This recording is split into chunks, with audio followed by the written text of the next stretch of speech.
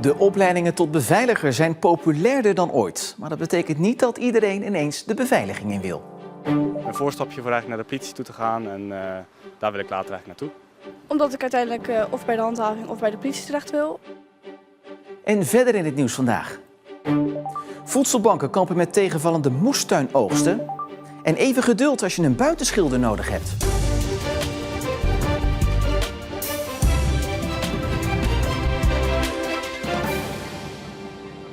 Goedenavond. Het aantal aanmeldingen voor een studie zijn een goede graadmeter of de komende tijd personeelstekorten in een branche toenemen of juist niet. Dat laatste is in ieder geval het geval bij de opleiding tot beveiliger. De opleiding in Goes bijvoorbeeld is onlangs uitgebreid om de groei van het aantal studenten aan te kunnen, die in korte tijd is verdubbeld.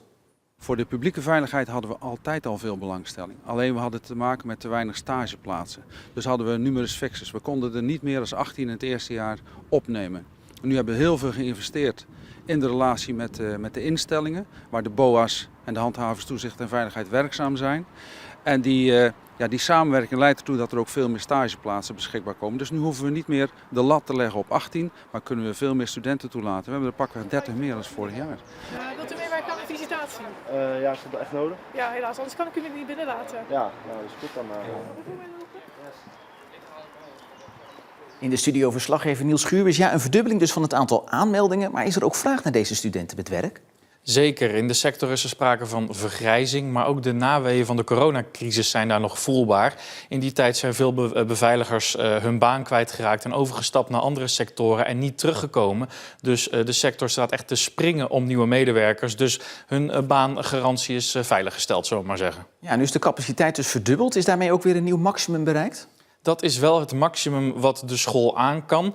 Maar het is niet zo dat al deze mensen specifiek in de beveiliging terechtkomen. Ze kunnen het ook zien als een opstapje naar een andere opleiding.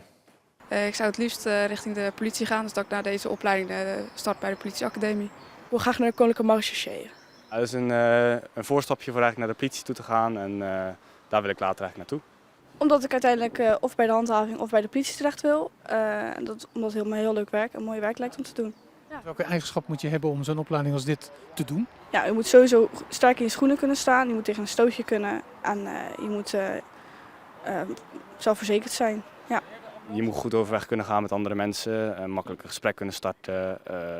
Dat soort dingetjes. Een beetje sociaal goed kunnen omgaan met andere mensen. Ja, die moeten in ieder geval integer zijn, doortastend. En heel belangrijk vind ik moed. Je moet moed hebben om dit te durven doen. En of je nou bij de brandweer zit, of bij de politie, of bij de BOA's.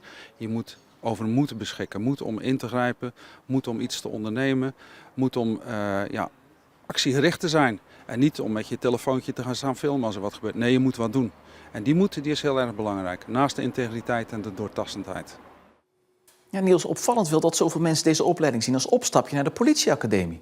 Inderdaad, want om op de politieacademie toegelaten te worden moet je minimaal een mbo-opleiding hebben afgerond. Maar je moet ook om kunnen gaan met spanningen en mentaal en fysiek sterk in je schoenen staan. En het diploma van deze opleiding bereid je daar dus goed op voor. En het bijkomende voordeel is ook dat als je deze opleiding hebt afgerond, dat je dan meestal wel 18 jaar of ouder bent. En dat is ook de minimale leeftijd om naar de politieacademie te gaan. Maar zelfs als ze die overstap niet maken, dan zit de beveiligingsbranche om deze mensen te springen en kunnen ze misschien zomaar bij hun stageadres blijven hangen.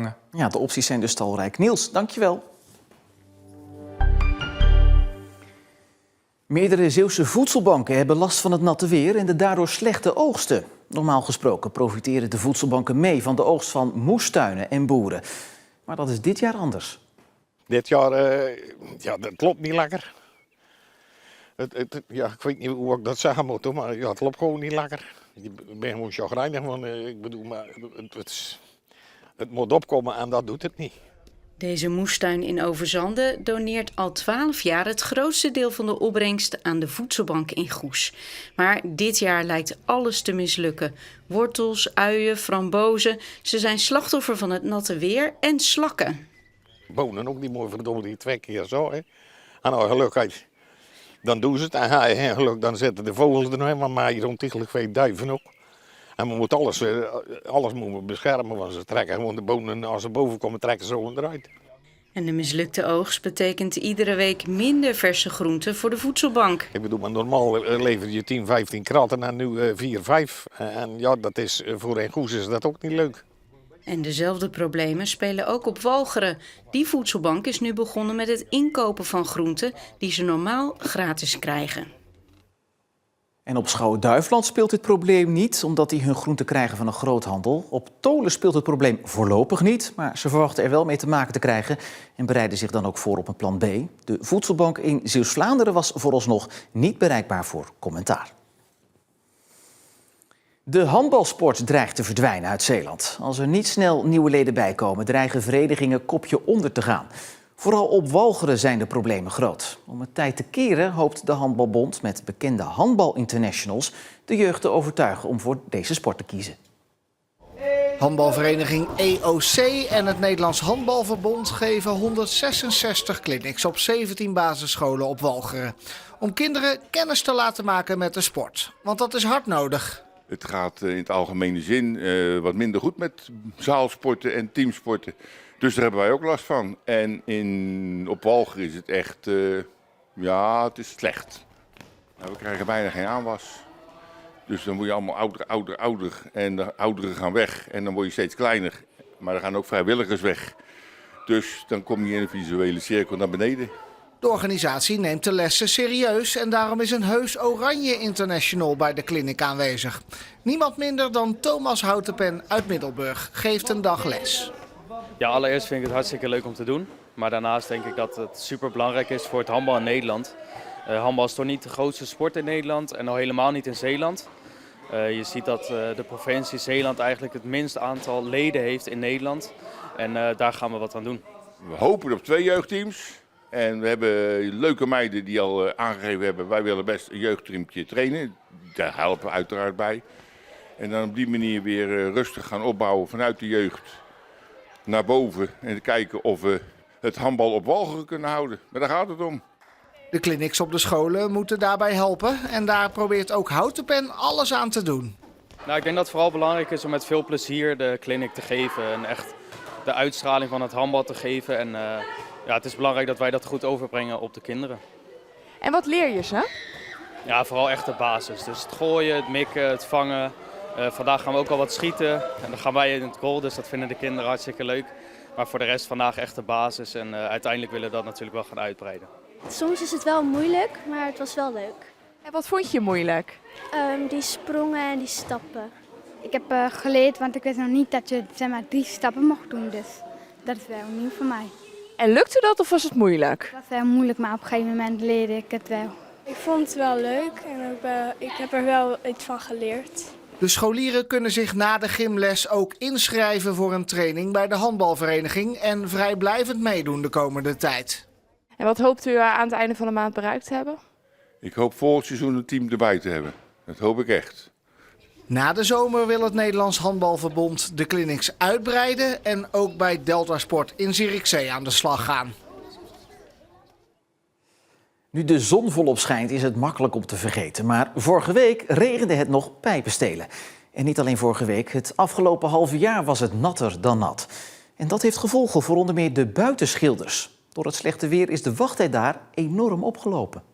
Nu zeker op een 5-6 maanden dat de mensen moeten wachten eer je weer eens aan de beurt bent. En het schuift natuurlijk wel door, als we nu is het al juni. Dus dan zit je al in volgend jaar zachtjes aan dat mensen weer geholpen kunnen worden met hun huis.